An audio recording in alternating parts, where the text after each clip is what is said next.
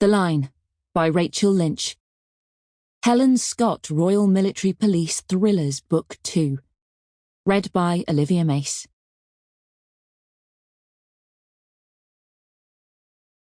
Chapter 1. The wind streaming into the jeep from the open window cooled Paul's skin as he turned the music up. A day off work spent diving was something he'd anticipated all week. A break from the job wasn't the only thing on his mind as he manoeuvred the quiet, single road from RAF Akrotiri to his destination in Larnaca. It was a short journey, and the local Cypriot radio station played all the current hits from Europe. His military police facade was well and truly stripped back on days like these. Captain Paul Thomas checked his mirror for local police. They tended to leave the military well alone, even if one was speeding way above the limit, not willing to fill in the paperwork generated by a cursory telling off, or even a fine. But the roads were clear. The sun was peeping above the horizon in a shimmer of blues and oranges, and the water was flat calm. It was a perfect day for a dive on the wreck of the Zenobia. On her maiden voyage in 1980, on her way to Syria, the ship had carried over 100 lorries full to the brim with £200 million worth of cargo, ranging from marble to frozen fish, and had sunk due to ballast problems in the Bay of Larnaca, with no loss of life. However, since then, several divers had perished there. But that statistic didn't bother Paul, an advanced open-water diver with 10 years' experience. The site was considered amongst the 10 best in the world and lay in relatively shallow water and was a magnet for scuba divers. Resting on her port side, the deck could be accessed by beginners, whilst the dingy depths of the engine rooms and cargo decks offered exclusive insights for the more experienced. The lorries had never been salvaged, and so divers could sit inside a cabin and strap in for a photo opportunity. The more adventurous tried their hand at finding some of the Italian marble destined for the Middle East. Other visitors, more interested in the flora and fauna feeding on the remnants of the ship, were drawn to the super barracuda, tuna, turtle and triggerfish. Paul's kit rattled in the back seat. He'd pick up tanks from the dive school, run by an old army pal who'd settled here years ago after leaving the fold of Her Majesty's service. Everything else was his own: the buoyancy jacket, the demand valve, DV, mask, fins and watch. He carried a knife and a waterproof writing board with pen, as well as his dive log, which was almost full. He kept his kit clean and up to date, making sure nothing went wrong underwater. Not that he didn't trust Eric's kit. It was just he felt more comfortable in his own. He'd make sure he got superior line from Eric because they were going inside the engine room this morning. A frisson of excitement travelled through his body as a catchy tune from the UK chart made his body move and his foot tap when it wasn't on the clutch. The bars and restaurants of the Larnaca Strip were closed and weary-looking from the night before, serving tourists and locals alike, with bins overflowing and chairs strewn from the night's wind. It was a scene worthy of any good night out, and the detritus spoke of sore heads and happy hedonists. Cyprus attracted its fair share of party animals, but this morning Paul wasn't one of them. Diving hungover was a really bad idea. Pure blood pumping around the body was vital for a good dive experience.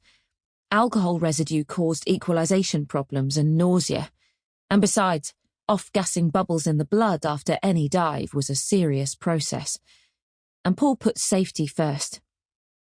He had plenty of other opportunities to get hammered on booze and pick up girls. He saw Eric and waved out of the jeep window at his diving instructor. Eric was as fired up as he was. Diving inside the engine room was always a good adrenaline rush for anyone. Usually it was the preserve of men. Women tended to prefer the pretty fish in shallower water. He'd taken many a novice down there to study the ugly grouper and watch them hunting in the deep blue. But for his own leisure time, he preferred to buddy up with somebody just as experienced as he was, like Eric, and get down to serious business. He parked up and began unloading. Eric approached him, smiling. "Perfect day. I reckon the water is 20 degrees even now. It'll be 23 by the time we get in." Paul had brought a short wetsuit, tailor-made out here in Cyprus at Sussex Beach for a few quid. "Visibility is about 30 metres, Eric added. Paul nodded. "Perfect, mate." "We've got company, mate. Hope you don't mind," Eric said. Paul held his Jeep door open and looked towards the dive shop where 3 big blokes looked around. "Sightseeing? They up to it?" Paul asked. "Yep. BSAC, mate. Don't worry, they're good. They come with good qualifications, all 3 of them. They're on leave from some naval ship docked in Kyrenia." British sub-aqua club training was considered the best in the world. "Right," Paul said. He couldn't remember a naval ship docking anywhere near Kyrenia in northern Cyprus, as it was in Turkish waters, but it could be a covert British training exercise. The 3 men looked naval, that was for sure, judging by their physiques. They were introduced by Eric, who explained that he'd be buddied by one of them. Paul was a little disappointed because he knew Eric's style well. But if he trusted these fellas, then so did Paul. They chatted about various dives they'd completed round the world, and it soon became clear that the 3 men were pros. They were also good company. They swapped stories of difficult dives in Scapa Flow, and one told a tale of shark diving off the coast of Cape Town, having had a close call with a bad-tempered, ragged-toothed shark. They all laughed. They spoke with Queen's English accents, almost forced, and Paul knew they must be officers, hence the lack of tattoos. "No sharks out there," Eric said. "Shame," one said. Paul agreed. It was a travesty that the Med was so empty of decent-looking fish, but at least the Zenobia attracted some agreeably appealing marine life, though they were only interested in metal and rubber today. The rib was ready, and Eric had already manoeuvred it into position off the small jetty. They heaved their kit in and checked it over, having done so once inside the shop. They checked their air, the lines, and their DVs. They each had a good 200 bar of air pressure, and they were satisfied that none of them were panic breathers, and so should be fine for a dive of an hour at least, if they kept calm. The rib set off on its short journey of just under a mile. Only boys awaited them. They were the first dive school out. By the afternoon, the surface above the wreck got crazy busy with ribs and snorkelers, and Paul wasn't keen on the crowds. He much preferred getting out there early. As the rib sped out towards the boys, they made sure to hold on. The salt water splashed Paul, and it felt good. On land, they sweated uncomfortably in their kit, but once on the water, they each realised why they were there.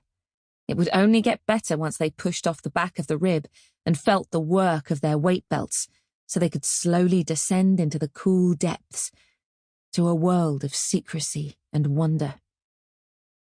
When they reached the site, Eric turned off the engine, and they bobbed up and down on the wake as he anchored the rib to the buoy. Eric was buddied with the other 2, and Paul nodded to him when it was his turn. Paul and the 3rd man would go off first. Placing his DV in his mouth and clearing his mask, Paul held onto his lines and mask and slipped off backwards into the water. It felt wonderful, and he shivered momentarily as the water filled the cavity between his body and the neoprene, warming up with his body heat to keep him comfortable during the duration of the dive.